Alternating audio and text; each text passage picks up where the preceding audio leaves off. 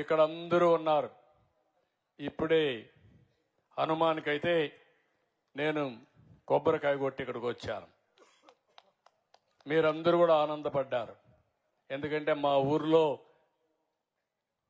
హనుమంతుడి గారికి హనుమాన్కైతే కొబ్బరికాయ కొట్టారని.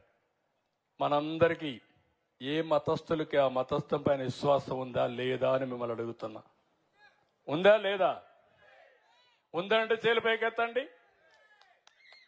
ముస్లింల మతం పైన అభిమానం ఉంది, ఒక పద్ధతులు ఉన్నాయి.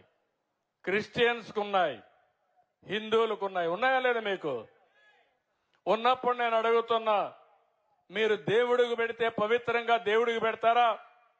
మసీదుకు పోతే పవిత్రంగా మసీదుకు పోతారా?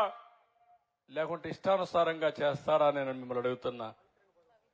అలాంటి పవిత్రత తిరుమల తిరుపతి దేవస్థానంలో పవిత్రత దెబ్బతీసే పరిస్థితికి వచ్చారు.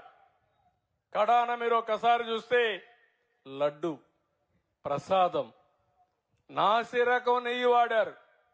మీరు వాడతారా అని మిమ్మల్ని అడుగుతున్నా. దేవునికి పెట్టినప్పుడు ఆవు నెయ్యి వాడతారా లేదా అని మిమ్మల్ని అడుగుతున్నా. అలాంటిది 320 రూపాయలకు నెయ్యి వస్తుందని, నాసి రకం, వెజిటబుల్ ఫ్యాట్ అని, ఎనిమల్ ఫ్యాట్ అని, అలాంటివన్నీ దాన్ని కల్తీ నెయ్యి తీసుకొచ్చి దేవుడికి నైవేద్యం పెట్టే పరిస్థితికి వచ్చారు. ఇప్పుడు మాట్లాడుతున్నారు, నేను తప్పు చేయలేదు, టెండర్ పిలిచాను. మీ ప్రభుత్వం పిలిచింది, మీరు పిలిచారు. 320 రూపాయలకు నెయ్యి ఇస్తున్నారంటే ఆలోచించే పని లేదా? 500 రూపాయలు ఉంది. ఆవు నెయ్యికి 500 రూపాయలు కనీసం ఉంది. అలాంటిది 320 రూపాయలు పేరు పెట్టి ఏదైతే కల్తీ నెయ్యని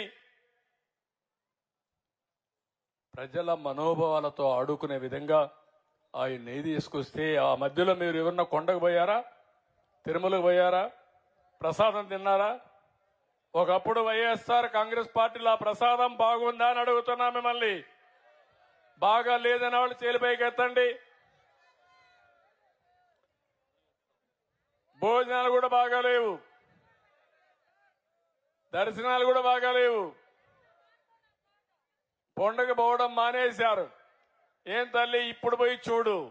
కొత్తగా నేను ముఖ్యమంత్రి అవుతానే మొదటి రోజునే ఒక ఆఫీసర్ని వేశాను, శ్యామలరావు గారిని.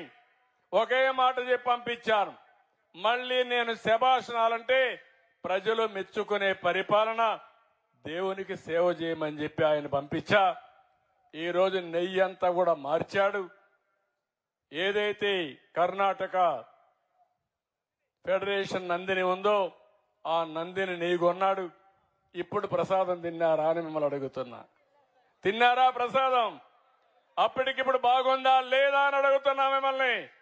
బాగుందంటే చేలిపైకెత్తండి. ఇది సైకో, నువ్వు చెప్పే మాటలకు వ్యత్యాసం. ప్రజలు అడుగుతున్నారు ఇప్పుడు, మా మనోభావాలు దెబ్బతీశారని. మనోభావాలు దెబ్బతీసినప్పుడు నాసిరకం నెయ్యి తీసుకొచ్చి, కల్తీ నెయ్యి తీసుకొచ్చి ఇష్టానుసారంగా చేసి క్షమించడాన్ని నేరం చేస్తే వదిలిపెట్టాలని మిమ్మల్ని అడుగుతున్నా. వదిలిపెట్టమంటారని మిమ్మల్ని అడుగుతున్నా. నంగనాచిగా మాట్లాడుతున్నారు. ఇక్కడే ఉన్నాడు మీ జిల్లాలో ఒక ఆయన చైర్మన్.